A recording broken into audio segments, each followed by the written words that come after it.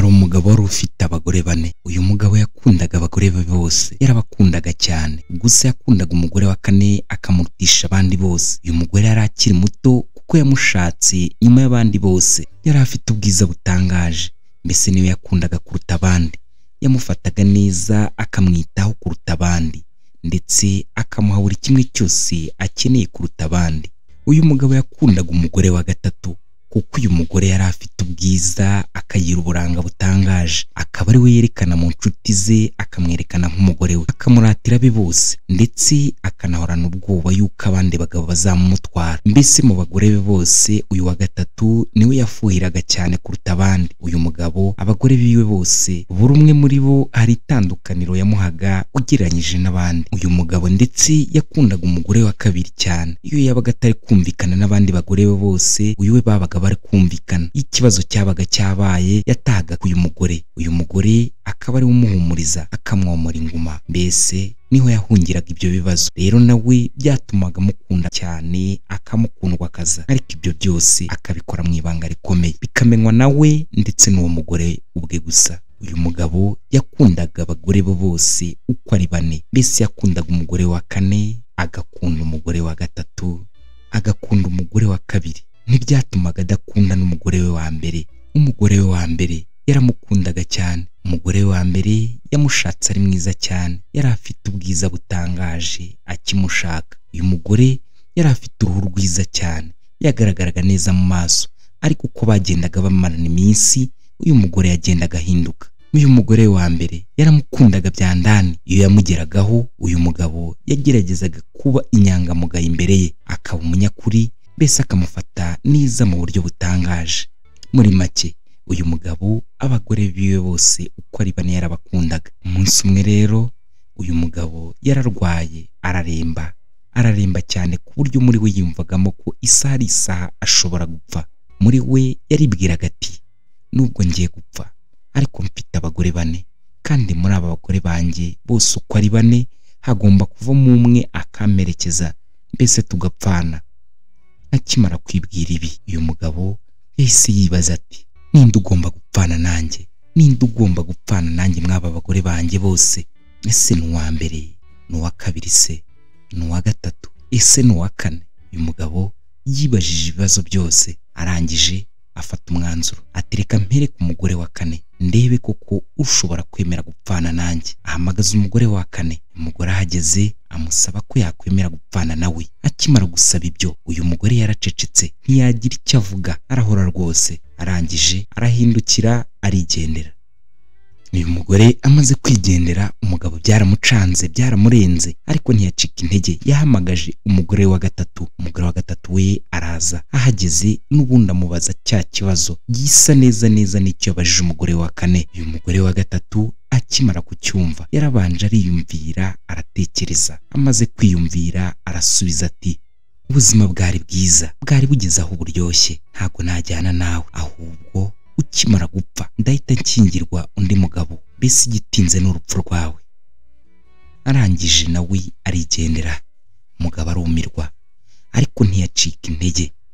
Ahamagaza umugore wa kabiri, n'ubundi nawe amubaza ikibazo gisa neza n'icyo abajije abo babiri babanje. Umugore wa kabiri nawe aracyumva, ariyumvira. Amara kwiyumvira aramusubiza ati, wihangane mugabo mwiza, twarabanye, twarakundanye, waramfashije mu buzima bwanjye, ariko kuri ubu ntacyo nagufasha. Mwaka kanya ntagishoboka, ntacyo nge nagufasha. Gusa ikintu ndi bugufashe ni ukuguherekeza hamwe n'abandi tukakugeza aho tugomba kugushyingura. Mbese kumva yawe kirenze icyo wapi rwose, nta kindi nagufasha. Maze nyuma y'iki gisubizo, umutima w'uyu mugabo wahise ugwa mu kantu, urakonja, arasohererwa, asabagirwa n'agahinda. Agiye kumva, hamwe n'abari aho bose bumva ijwi rivugira hejuru rigira riti, nzabana nawe, nzagukurikira aho uzajya hose, ntuzansiga. Twarabanye mu byiza, twarabanye mu bibi, no mu rupfu tugomba kujyana uko byagenda kose. umugabo wari ugeze ahakomeye wavugaga make kubera ibihe yaragezemo. Umugabo wumvaga hasigaye gato gusa ngo yipfire, ariko ako kanya arerembura amaso areba hejuru ngo arebe aho iryo jwi riturutse, mbese areba rindo rivuze. Agiye kubona abona n'umugore we wa mbere. Uyu mugore we yashatse ari mwiza, ariko uko bamaranaga iminsi akagenda ahinduka, mbese nuko yamukundaga bikagenda bigabanuka gake gake. Uyu wari ufite uruhu rwiza rwaje guhinduka, asigara agaragara nk'ufite ikibazo cy'imirire mibi, byaje no gutuma amushakiraho abandi bagore. Amushakiraho umugore wa kabiri, amushakiraho umugore wa gatatu ndetse n'uwa kane. Uyu mugore kuri ubu niwe wenyine wari usigaranye nawe mu bihe by'amage, mu bihe by'urupfu, mu bihe by'akababaro, mu bihe bikomeye. Abandi bose bari bamuvuyeho.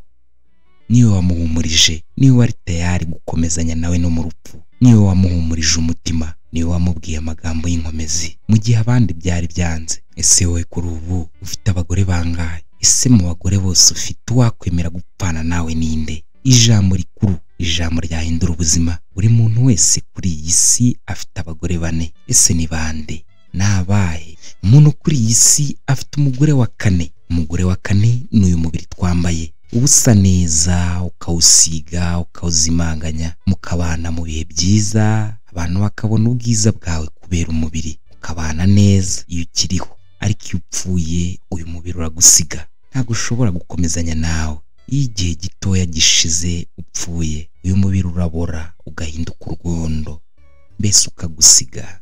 Umugore wa gatatu ni ubutunzi bwacu cyangwa ibyo twakoreye mu buzima.